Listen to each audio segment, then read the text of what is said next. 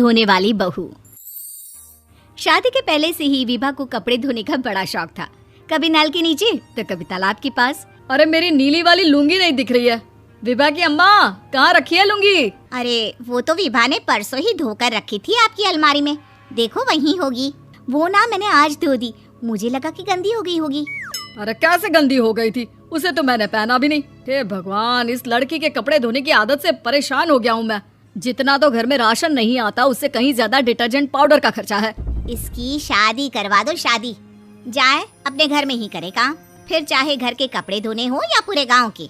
हाँ ठीक बोल रही हूँ, देखता हूँ मैं कोई लड़का। वो दिन भी आ जाता है जब विभा को देखने लड़के वाले आ जाते हैं। लड़की मुझे अच्छी लगी। होने वाली सास कहती है, बेटी अगर कुछ पूछना है तो पूछ लो। वैसे तो हमारी लड़की बहुत ही शर्मीली है, जो बोल दो वो मान लेती है, इसे क्या पूछना होगा।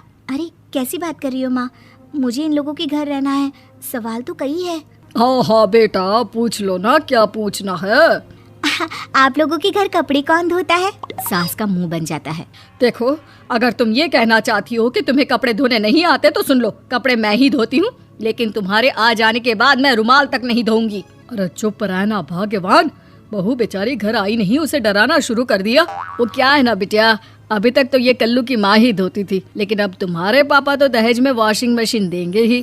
तभी विभा की माँ बोल पड़ती है, सवाल भी पूछा तो क्या। वैसे भाई साहब, मशीन की तो फिर भी कपड़े धोने की कैपेसिटी होती है। मतलब जो बिटिया दे रहे हैं ना विभा, इसे कपड़े धोने का बहुत शौक है। ये आप लोगों के क्या, आस पड़ोस गांव मोहल्ले सबके कपड़े धो दे और उफ तक ना करे। बाहर देखा नहीं आपने कितने कपड़े सूख रहे हैं? सब हमारी बिटिया ने ही तो धोए हैं। बस भी करो ना माँ, शर्म आ रही इतनी तारीफ सुनकर। और तो और एक दाग निकाल कर दिखाओ तो मान जाऊँ। हाँ अच्छा, माफ करना बेटा, मैंने गलत समझा। हमें तो रिश्ता बहुत पसंद है। और ऐसे जुड़ जाता है रिश्ता कपड़े धोने का शौक रखने वाली विभा का। उसकी शादी हो जाती है कोयला फैक्ट्री में काम करने वाले कल्लू के साथ। शादी के बाद अचानक विभा चिल्लाती हुई सास के पास आती है। सासू माँ, अरे सासू माँ कहाँ है आप?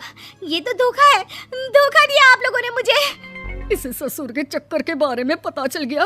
अरे तो उसमें तुझे क्यों धोखा मिला है? अरे नल में पानी नहीं आता, कपड़े कैसे कब धुलेंगे? अच्छा, तू पानी नहीं आ रहा उसकी बात कर रही है। तो आपने क्या सोचा? कुछ नहीं। अच्छा, तेरी माँ ने कहा था कि कपड़े धोने का शौक है तुझे, याद आया मुझे। शौक बोलकर कपड़े धोने वाले मेरे जुनून को कम ना आके सासू माँ, कपड़ा धोना मेरा गुरूर है। तभी पति भी वहाँ आ जाता है। अभी मैंने इसे सनी देओल की फिल्म दिखाई है, उसी के डायलॉग मार रही है माँ। अच्छा सुन, साफ बता रही हूँ, पानी सुबह 4 से 6 और शाम को 10 से 12 आता है, समझी? विभा टाइमिंग सुनकर हैरान हो जाती है। ये क्या भूतों का मोहल्ला है? सुबह 4 बजे उठकर कौन कपड़े धोता है? 4 बजे टंकी में पानी जाता है, फिर सारा दिन धोना ना, किसने मना किया?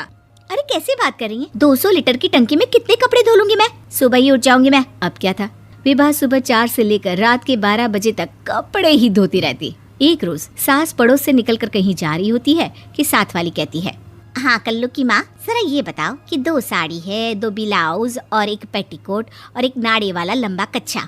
हाँ तो? अरे तो क्या, कितना लोगी धुलाई ये बताओ। धोबन दिख रहे हैं हम क्या? हमारे पति सरकारी नौकरी से अभी रिटायर हुए हैं और बेटा सुपरवाइजर है कोयला फैक्ट्री में।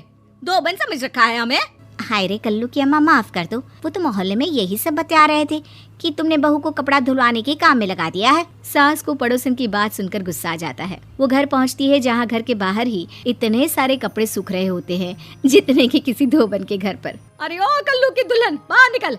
माँ जी यहीं आ जाओ, बाथरूम में चादर धो रहे हैं हम। अरे अभी हम धोते हैं, तुमको बाहर निकलो। ये आस पड़ोस वाले बोल रहे हैं कि हम बहू से कपड़े धुलवा कर उसे कपड़ा धोने वाली बना दिए हैं। अरे छोड़ो ना माँ जी, किन लोगों की बातों में आती हो? आस पास के लोगों का तो काम ही होता है कि वो किसी तरह सास बहू को लड़ा दे। बहू सारे घर के कपड़े धोती है, ये क्या कम है? बोलिए। सास को भी लग जाता है कि वो बहू का ये सनकीपन नहीं छुड़वा सकती, इससे अच्छा है कि खुद ही चुप हो जाए। एक रोज सास और बहू मंदिर जाते हैं, जहाँ सास की साड़ी वहाँ खड़ी भीख मांगने वाली से मिलती है। माँ जी क्या बात है, आपकी साड़ी उस भिखारन से कितनी मिल रही है ना? हाँ देखो तो दोनों की साड़ी मिल रही है। क्या बात है कल्लू की अम्मा, तुम खुद को तो अफसर की बीवी बताती हो और ऐसी सिंपल सी प्लेन साड़ी पहनकर घूमती हो। सिंपल और प्लेन नहीं है ये साड़ी। तो क्या सोने के धागे से फूल बने हैं, कुछ भी सासू माँ, कुछ भी। हाँ, बने थे इस साड़ी में सोने के धागे से फूल। मेरे पति लेकर आए थे मद्रास से स्पेशली मेरे लिए 10,000 की। ताहे भाई साहब इस भिखारन के लिए भी सेम टू सेम साड़ी लेकर आए होंगे 10,000 की। सास उस वक्त तो कुछ नहीं कहती, लेकिन बहू के साथ घर आती है और अलमारी से एल्बम निकाल कर लाती है। ये साड़ी देख रही है, ये वही साड़ी है जिसे मैंने अभी पहना था।